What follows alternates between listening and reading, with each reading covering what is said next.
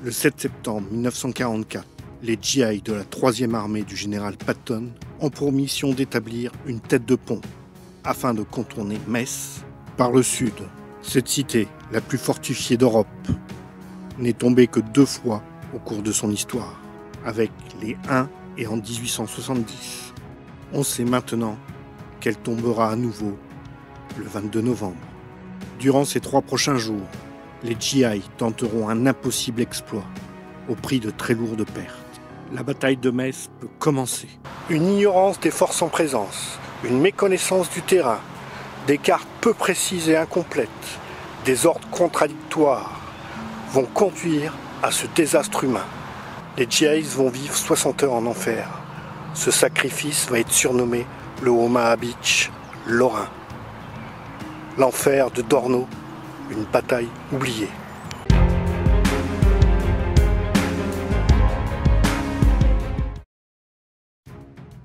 Dorno, une bataille inconnue, oubliée des livres d'histoire. Une bataille qui a été surnommée l'Omaha Beach lorrain. Une histoire où les GI se sont sacrifiés, qui commence le 6 juin, avec le débarquement sur les plages de Normandie. En juillet 1944, alors que les troupes avancent pour libérer la France, le général Patton et sa 3e armée sont encore en Angleterre, impatients de débarquer en France. Et ils ont soif d'en découdre avec l'ennemi. Les GI vont s'illustrer rapidement en Bretagne, vers la Seine et dans l'encerclement de Falaise. Puis, ils vont mettre le cap à l'est, direction l'Allemagne. Patton affirme qu'il sera sur le Rhin à Noël. La 3e armée avance de 100 km par jour. Côté allemand, c'est la débandade. Et le repli inexorable vers l'Allemagne. Le 31 août, la 7e division blindée libère Verdun. L'armée de Patton avance trop vite. 100 km par jour. Et il consomme 1 800 000 litres de carburant par jour.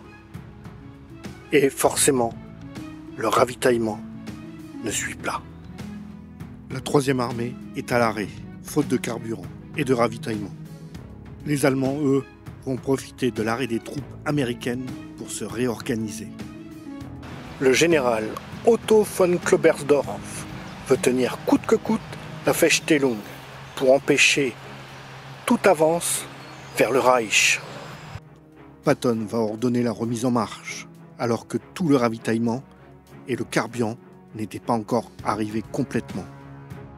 Les GI bifurquent vers la Moselle et ils arrivent sur les hauteurs de Dorno. Pourquoi Dorno ? Parce que c'est ici que la Moselle est la moins large. Le 20e corps a pour mission de créer une tête de pont sur la Moselle et d'encercler la ville de Metz. Le 7 septembre, les objectifs sont décidés. Le fort Sommy et le fort Saint-Blaise, juste derrière moi. Le matériel n'est pas encore arrivé et il n'y a pas de pont transportable. Et les blindés sont bloqués par la Moselle. Et donc il est décidé que ce sera l'infanterie qui fera la tête de pont. Ce sera le lieutenant-colonel Kelly Lemon qui donnera l'ordre à ses hommes du 11e régiment d'infanterie de traverser la rivière en ce matin du 8 septembre. Les premières compagnies F et G seront les premières à descendre les rues du village et s'engager sur la Moselle, avec seulement quelques barques, et traversent en plein jour. L'infanterie est seule en première ligne, car l'aviation est clouée au sol, à cause du mauvais temps. Au matin du 8 septembre, les GI descendent cette rue. Dorno est un village-rue. Pour l'instant, les rues sont calmes. Il pleut abondamment, mais bientôt, les GI vont surnommer cette rue la rue de l'enfer. Au matin du 8 septembre, le lieutenant-colonel Kelly Lemon donne ordre à ses hommes de traverser. Les premières à s'engager, les compagnies F et G. Ils descendent la grande rue, encombrée de matériel, d'hommes et de blindés. En contrebas du village, la route, et voies de chemin de fer et une passerelle enjambant les rails. Cette passerelle, on la retrouve dans tous les livres d'histoire, mais bien souvent, on ne sait pas qu'elle fait partie de la bataille de Dorno. Pour l'instant, les compagnies avancent facilement. Seulement dans leur bagage, il n'y a que 5 bateaux d'assaut pour traverser la Moselle. le tout conduit par le lieutenant Drake. C'est à ce moment-là qu'une pluie d'obus s'abat sur le village. C'est l'enfer qui commence, prenant pour cible aussi les GI qui dévalent le coteau, traversant la route à découvert et la passerelle comme abri sommaire. Les infirmiers vont secourir les blessés. Devant eux, le fort Saint-Blaise et Sommy. Mais ce n'est pas de ces deux forts que venaient les tirs. Un fort inconnu des Américains dans leur dos, le fort Drian. Le fort Sommy et le fort Saint-Blaise sont les objectifs. Sauf que le fort Drian, qui n'est pas sur les cartes américaines, est dans le dos des GI. Un fort avec la capacité de 2000 hommes, qui n'apparaît absolument pas sur les cartes, et qui les a pris pour cible. Mais il faut avancer pour établir cette tête de pont. On est sur le chemin que les GI ont pris pour traverser la Moselle. Après la passerelle, il leur faut contourner un petit étang pour pouvoir atteindre les rives de la Moselle. Il est 11h15. C'est un vrai temps de chien. Il fait froid, il pleut des cordes et le courant de la Moselle est très fort. Ils vont réussir à mettre à l'eau quelques barques, sautant dans les barques d'assaut et pagayant pour atteindre l'autre rive, sous les tirs ennemis, avec déjà quelques pertes. Les deux compagnies, F et G, vont réussir à mettre le pied sur la rive en face. Puis ils vont être rejoints par la compagnie K et par une partie du 23e bataillon d'infanterie blindée. C'est le 7e régiment de génie qui assure les allers-retours des bateaux pour les hommes. À ce moment-là, c'est les Américains les plus proches du Reich. Dès qu'ils débarquent sur les autres rives, les GI se ruent dans le bois du fer à cheval. Mais au fil des traversées, le feu ennemi se fait de plus en plus intense. Les barques sont prises pour cible, et certaines coulent avec leur équipage. Seulement quelques mortiers et mitrailleuses couvrent cette traversée. Les GI ont pris position maintenant dans le bois du fer à cheval et établissent la tête de pont en début d'après-midi. En début d'après-midi, c'est le début de la mission et la prise du fort Saint-Blaise, le plus important des deux forts bien camouflés, qui forment le groupe fortifié Verdun, faisant face à Dornou. Seulement, les Américains n'ont que peu de renseignements sur ces forts. Les troupes vont quitter le bois du Chauffour, baptisé bois du fer à cheval par les Américains, puis traverser la route nationale Nancy-Metz et monter à l'assaut du fort, en escaladant les pentes des collines recouvertes de vergers et de bosquets, avec un dénivelé de 200 mètres. La montée et l'arrivée sur le fort se fait sans obstacle majeur. Arrivés au pied de leur objectif, les GI se rendent compte que le fort est imprenable, entouré de barbelés et d'un fossé. Ils n'ont pas le matériel nécessaire pour la prise du fort. L'unité du lieutenant Drake, au pied du fort, s'aperçoit qu'il y a un Allemand allongé. Le lieutenant Drake s'approcha du soldat allemand pour lui parler. Un coup de feu retentit. Il s'effondre, touché en pleine tête par un sniper allemand. Après le coup de feu, profitant de cet effet de surprise, le soldat allemand allongé et le sniper disparurent. Il pensait que 1500 soldats les attendaient dans le fort. En réalité, il n'y avait quasiment personne. Les unités vont reculer et demander un tir d'artillerie sur le fort. Après quelques tirs fratricides de l'artillerie, les unités ont ordre de redescendre sur la tête de pont, dans le bois du fer à cheval. C'est à ce moment-là que va commencer l'enfer pour eux. Les tirs allemands vont se déchaîner. Les GI sont pris en tenaille, de chaque côté, par la 17e Panzer Division, qui était restée jusque-là cachée. Ils sont submergés en nombre et en puissance de feu. Cela devient intenable. Et ils vont redescendre sur le bois, tant bien que mal, abandonnant sur le terrain, blessés et tués. Mais avant de pouvoir rejoindre le bois, il faut traverser la route nationale Nancy-Metz, qui deviendra un piège mortel. Elle sera balayée par les tirs de mitrailleuses allemandes qui prennent la route en enfilade. Ceux qui réussissent à traverser la route se retrouvent dans le bois du fer à cheval pour établir une position défensive en fer à cheval. C'est à ce moment-là que le décompte des 60 heures de l'enfer de Dorno va débuter.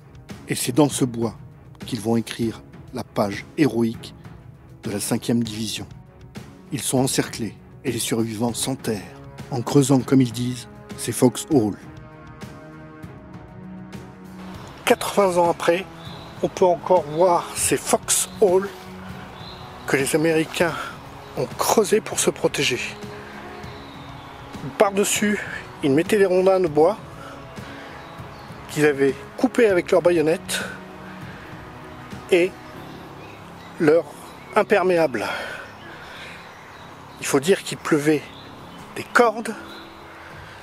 Dans ces trous se remplissaient d'eau. Ils pataugeaient dans la gadoue. Il pleut et ces foxholes se remplissent d'eau et de boue, forcément. Il faut tenir et repousser les assauts allemands. Ils sont épuisés, ils manquent de sommeil, mais ils se battent jusqu'à leur dernier souffle. Les morts et blessés se comptent par dizaines, par centaines. De l'autre côté de la Moselle, ils sont coupés de tout soutien, épinonnés par l'armée allemande. Les Allemands ne vont pas leur laisser beaucoup de repos. Le capitaine Jack Jerry, dans le bois du fer à cheval, avec ses hommes, vont repousser 36 assauts allemands.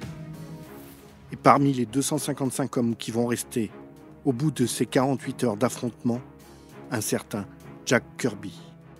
Le soldat de 2e classe, Jack Kirby, n'est pas un GI comme les autres.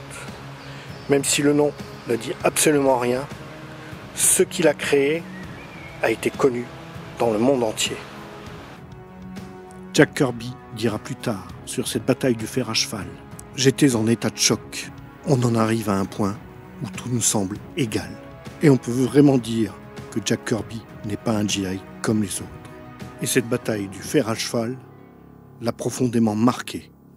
Après sa démobilisation, il va dessiner des dessins de guerre.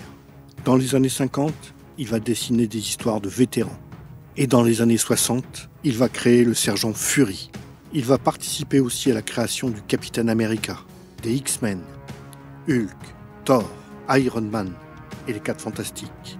Et il va inventer ce qu'on a appelé les Kirby Crackles, ces ronds d'énergie en lien direct avec les tirs d'obus dans le bois auquel il a échappé. Au bout de 48 heures, le lieutenant-colonel Kelly Emmons ordonne le retrait des hommes. Et on peut dire que Jack Kirby est un miraculé. Sur 1200 soldats partis à l'assaut, 945 ne reviendront pas. Mais ce sacrifice n'est pas vain. Il a permis de créer une tête de pont 3 km au sud. Dans le village d'Arnaville, les rescapés diront qu'au bout de 2 jours de combat dans le bois, il ne restait que des troncs d'arbres hachés. Quand l'ordre est arrivé de se retirer, il a fallu repasser la Moselle. Certains ont décidé de passer la Moselle en nageant. D'autres attendaient un bateau. Certains qui étaient partis à la nage revenaient, car l'eau était trop froide et il y avait trop de courant. Et beaucoup se sont noyés sur le chemin du retour. À Arnaville, la traversée fut bien mieux préparée. Elle a été réalisée de nuit et a surpris totalement les Allemands. Le bilan d'Arnaville sera pratiquement pareil que celui de Dorno. 24 officiers et 674 hommes morts ou blessés.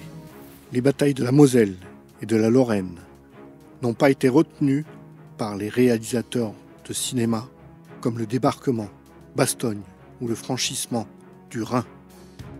Mais la terre lorraine a vu plus de morts que tous les autres champs de bataille, comme le cimetière de Saint-Avold, qui avait reçu 26 000 corps et en a gardé 10 489. Et certains n'ont pas de tombe. Ils sont encore au fond de la Moselle, ou dans le fond d'un bois, comme ces 2 GI qui ont été retrouvés dans le bois du fer à cheval en 1999 et en 2000. Et c'est les GI eux-mêmes qui ont donné le surnom de Omaha Beach lorrain à l'enfer de Dorno.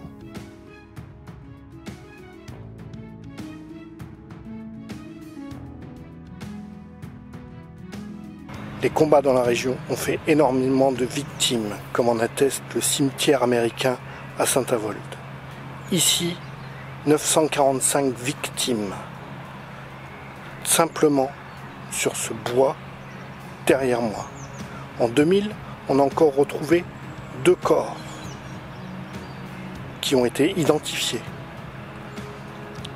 J'espère que je t'ai fait découvrir une histoire que tu ne connaissais pas.